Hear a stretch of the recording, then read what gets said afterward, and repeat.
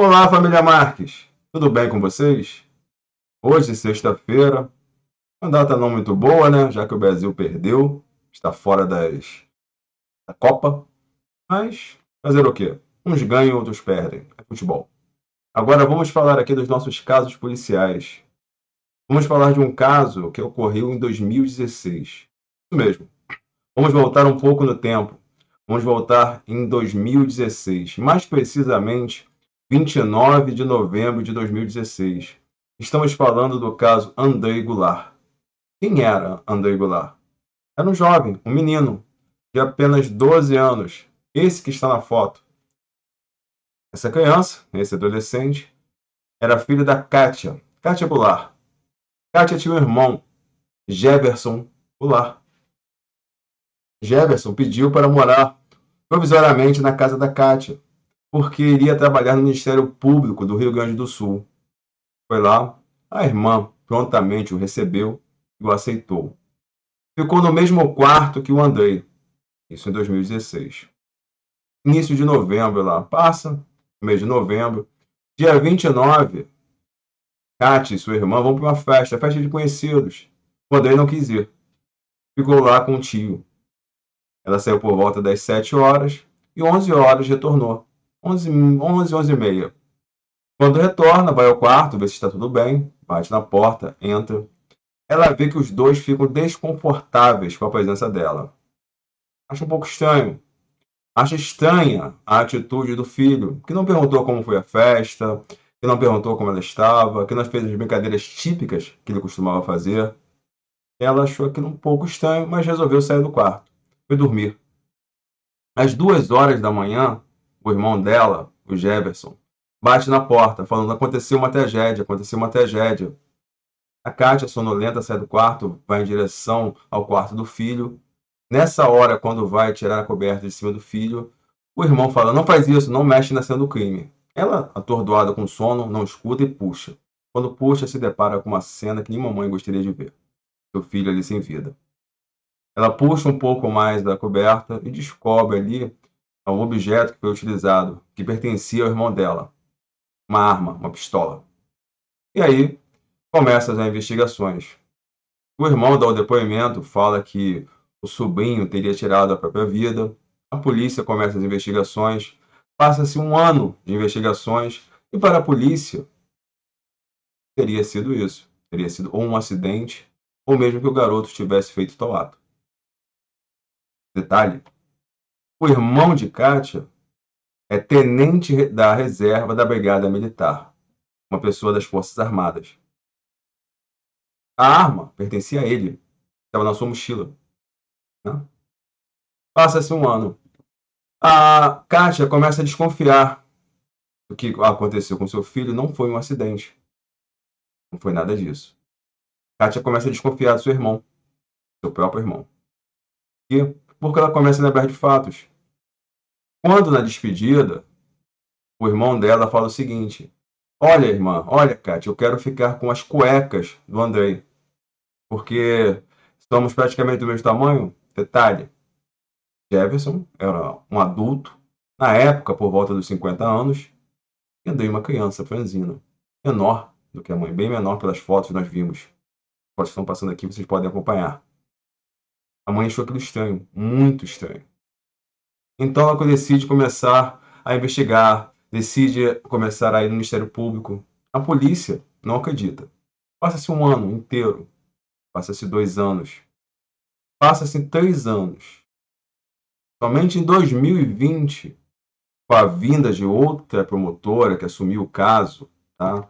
A Lúcia Helena Calegari, nova promotora, esse crime começa a ser visto com outros olhos.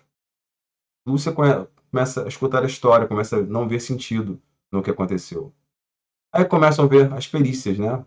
Instituto de Criminalística, o Instituto Médico Legal, a perícia do estado de Rio Grande do Sul.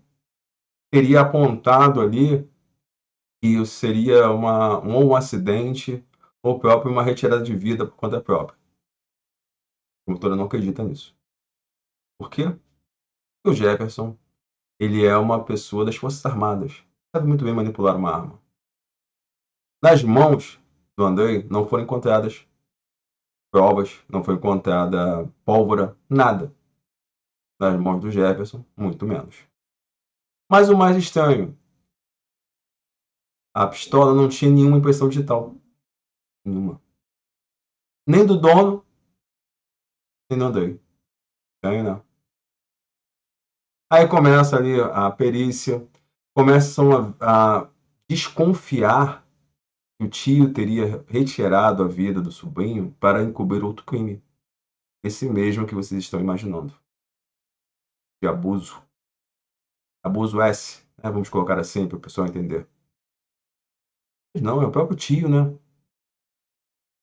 Promotoria aceita a denúncia. Por quê? Porque uma testemunha anônima que ficou reservada, sigilosa no processo, procurou Kátia e disse o seguinte: olha, o seu irmão, ele fez exatamente isso comigo e detalhou todos os acontecimentos, todos os abusos, quando eu tinha 12 anos. Mas por sorte eu estou aqui vivo. Então ele fez isso comigo, fez isso quando eu tinha 12 anos também. Essa testemunha dá uma reviravolta no caso. Faz com que a promotora, a dona Lúcia Helena, enxergue esse caso não como um acidente, mas sim como um homicídio. Essa reviravolta coloca o cidadão, o Jefferson, como acusado de homicídio duplamente qualificado, tá? Fraude por conta de alterar a cena e também por conta de abuso, por ter ex-estu do próprio sobrinho. Jefferson agora é acusado desses crimes. Somente agora, em 2022, 6 anos após, começa a audiência de instrução. Depois de muito a mãe batalhar, a mãe buscar por justiça, a mãe não aceitar esse laudo e vir uma outra promotora que acredite no caso, e colocam agora esse cidadão, o próprio tio, ali sentado ali na audiência de instrução, começando ali a ser um réu. Ainda não foi pronunciado. Tiveram as primeiras audiências de instrução. Ainda não acabou. Começou agora. Anteontem teve uma da acusação. Agora virá de defesa, né? As testemunhas de defesa e o próprio acusado. E acreditamos que no início de janeiro, no primeiro trimestre de 2023, teremos a decisão da Justiça se Jefferson irá ou não ao banco dos réus, irá ou não ao tribunal do júri. Um caso cheio de reviravoltas, um caso em que uma pessoa com uma atitude totalmente ilibada, né, com a forma de agir, um irmão, tio, se mostrou ali na casa dela, segundo a promotoria, um verdadeiro predador. E a promotoria é assim trabalha, assim o acusa, como um predador de menores. Quando veio essa segunda testemunha, foi uma reviravolta. A Kátia, que eu já tentamos entrar em contato, e possivelmente quando ela ver nossas mensagens, ver nossa reportagem, vai responder, porque nós gostaríamos muito de entrevistá-la para contar essa história e para fazer justiça pelo seu filho, vai poder falar. Ela, quando começou a juntar os fatos, por que um adulto, um homem adulto, vai querer as cuecas de uma criança? Pensamento sujo que toma na cabeça da gente. E ele, por que estaria ali no quarto com o seu objeto de trabalho, né? Nem era mais objeto de trabalho, porque estava na reserva. Deixaria numa mochila solta para qualquer um pegar. E também não podemos esquecer que ele sabe como manipular, sabe como utilizar uma arma. E ali, limpando, pode muito bem ali fazer, segundo a promotoria, com que o local do crime seja alterado, parecendo ser uma coisa para encobrir outra. Mas a justiça muitas vezes trabalha de formas assim atrasadas, mas trabalha. Essa promotora enxergou o caso depois de muita insistência da mãe. A mãe que foi fundamental, que não aceitou de forma alguma o que aconteceu com seu filho. E aí vem outros pontos, outras peculiaridades que me causaram estranheza. Após o acontecido, a criança, ao Andrei, após o acontecido, seu celular teve por volta de 14 arquivos apagados. Arquivos que foram apagados após o acontecido e que foram entregues bem depois. O crime aconteceu dia 29 de novembro e o celular foi entregue à polícia somente em 7 de janeiro do ano seguinte, quase 2 meses após, com arquivos apagados. Não teve ali, a perícia disse que não conseguiu recuperar. Possivelmente agora consiga, se o celular ainda estiver intacto, né? Pelo programa israelense Celebration. É aí que a gente pensa, talvez, se a promotoria estiver certa, se isso for realmente um crime, o que para muitos agora, com a entrada dessa nova testemunha, com o desenrolar dos fatos, é realmente um crime, possa ser feita justiça. Essa perícia, ainda falta um laudo, mesmo depois de 6 anos para ser finalizada. Mesmo depois de 6 anos, audiência de instrução agora.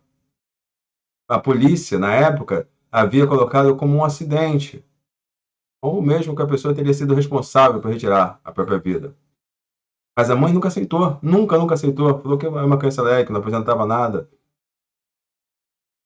Um bilhete que foi encontrado nas roupas, com uma caligrafia diferente, distinta, com uma assinatura distinta, também é outra prova que pode ser ali colocada, que pode ser lhe dada. Vê uma criança, um sorriso desse, que não parece ser forçado. Será? Eu acredito nessa mãe. Eu acredito nessa promotora. Posso estar enganado. Pode ter sido realmente um acidente. Mas o desenrolar dos fatos e essa nova testemunha que se apresenta dizendo que foi também abusada aos 12 anos, levanta muita suspeita sobre o cidadão. Esse cidadão que, depois de 6 anos, pode sentar no banco dos réus. Jefferson agora mora no Rio de Janeiro. Não temos notícias se é casado, se tem filhos. Acho que não. Estava lá sozinho, na casa da irmã. E aí a gente pensa, será que uma irmã acusaria um irmão sem provas, sem acreditar? Somente para não ter a sensação de que perdeu seu filho por um motivo qualquer, torpe? Acho estranho, acho difícil. Nós vamos aqui averiguar esse caso, nós vamos aqui tentar entrevistar a mãe, tentar ir a fundo e ver qual será o desfecho. Estamos falando de um crime que aconteceu há 6 anos, mas que choca e que na época, infelizmente, não foi noticiado, não foi colocado na mídia, porque nós sabemos aqui o seguinte: quando não é noticiado, quando não é colocado em mídia, vira um número, vira uma estatística. Tomara que esse caso não vire. Tomara que com a ajuda sua, nossa, da família Marques, a gente compartilhe e faça chegar no maior número de pessoas para conhecer a história do Andrei, para conhecer a história dessa criança de 12 anos, desse jovem, e que seja feita justiça para ele. É isso. Nos vemos daqui a pouco. Fiquem com Deus e até amanhã.